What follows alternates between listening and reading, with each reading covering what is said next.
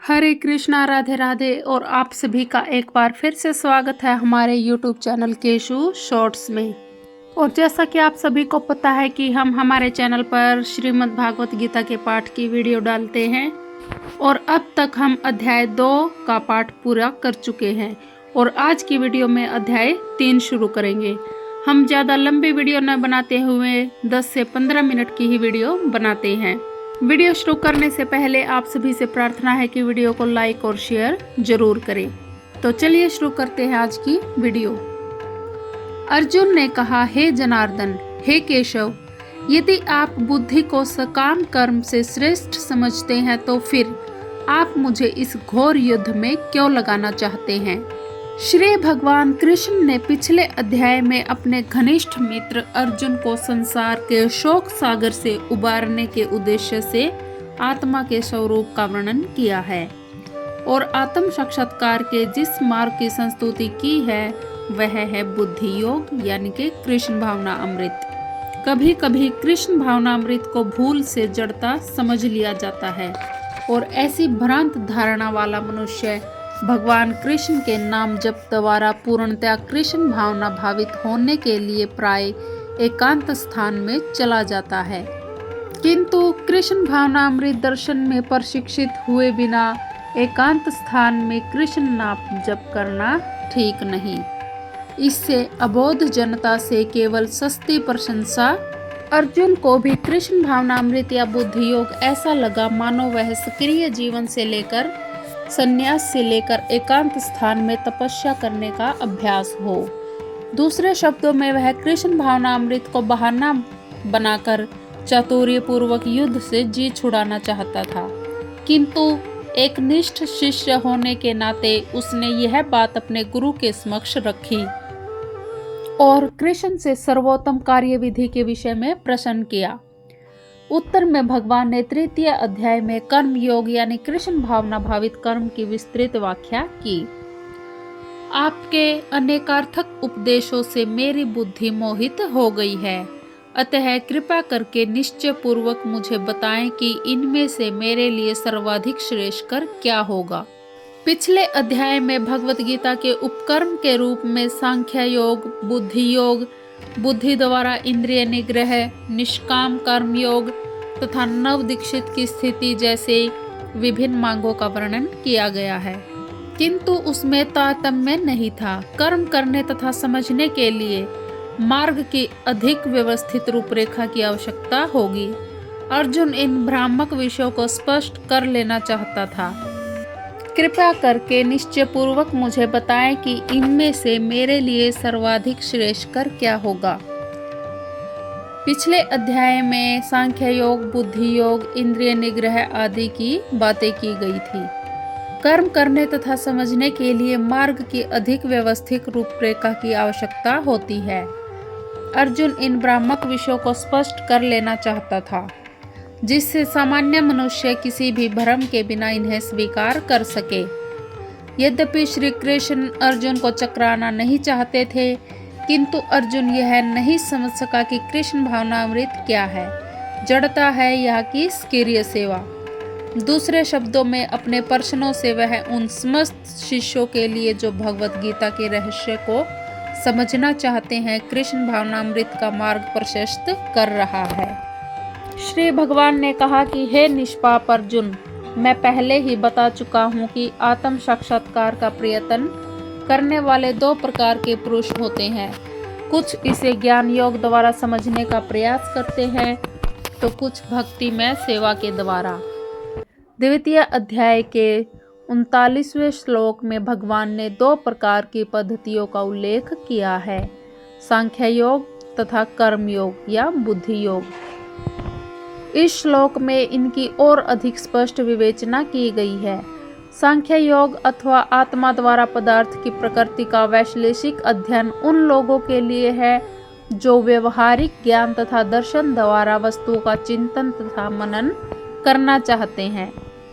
दूसरे प्रकार के लोग कृष्ण भावना अमृत में कार्य करते हैं, जैसा कि द्वितीय अध्याय के 61वें श्लोक में बताया गया है।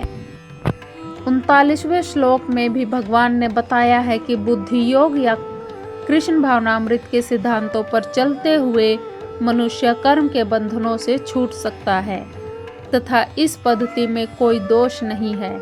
61वें श्लोक में इसी सिद्धांत को और अधिक स्पष्ट किया गया है कि बुद्धि योग पर ब्रह्म या कृष्ण पर आश्रित है।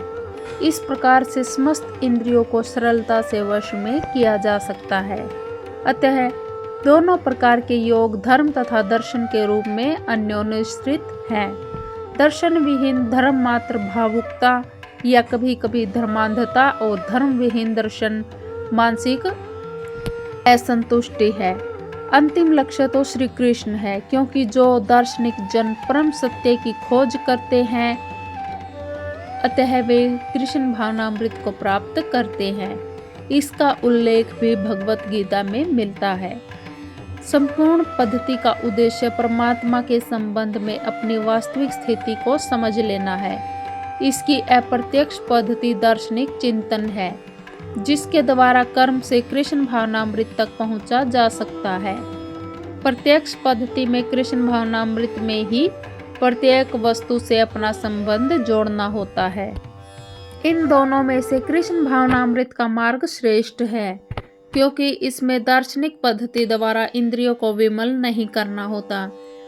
कृष्ण भावनामृत स्वयं ही शुद्ध करने वाली प्रक्रिया है और भक्ति की प्रत्यक्ष विधि सरल तथा दिव्य होती है।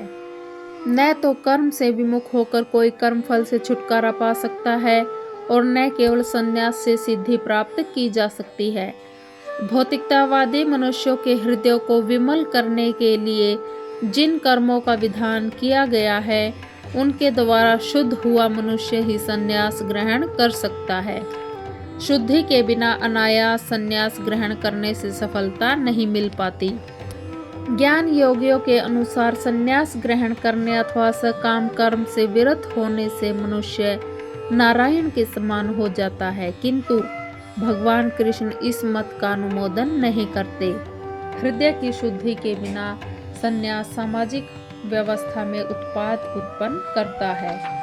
दूसरी ओर यदि कोई नियत कर्मों को न करके भगवान की दिव्य सेवा करता है तो वह उस मार्ग में जो कुछ भी उन्नति करता है उसे भगवान स्वीकार कर लेते हैं।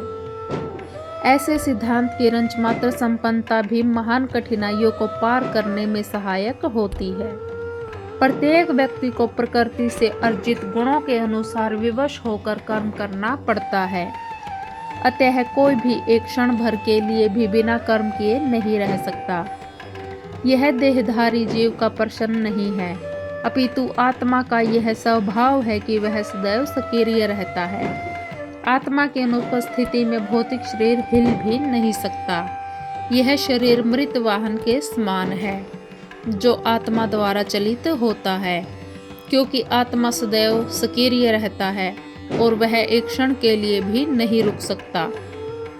अतः आत्मा को कृष्ण भावनामृत के सत्कर्म में प्रवृत्त रखना चाहिए, अन्यथा वह माया द्वारा शासित कार्यों में प्रवृत्त होता रहेगा। माया के संसर्ग में आकर भौतिक गुण प्राप्त कर लेता है। आत्मा को ऐसे आकर्षणों से शुद्ध करने के लिए यह आवश्यक है कि शास्त्रों द्वारा आदिष्ट कर्मों में से संलग्न रखा जाए। किंतु यदि आत्मा कृष्ण भावनामृत के अपने स्वाभाविक कर्म में निरत रहता है, मनुष्य जो भी करता है उसके लिए कल्याणप्रद होता है। यदि कोई कृष्ण भावनामृत अंगीकार कर लेता है तो भले ही वह शास्त्र अनुमोदित कर्मों को न करे और ठीक से भक्ति न करे, चाहे वह पतित भी हो जाए तो भी इसमें उसकी हानि या बुराई नहीं होती।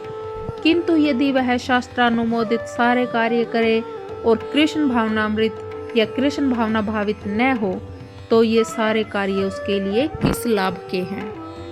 अतः कृष्ण भावनामृत के स्तर तक पहुंचने के लिए शुद्धिकरण की प्रक्रिया आवश्यक है।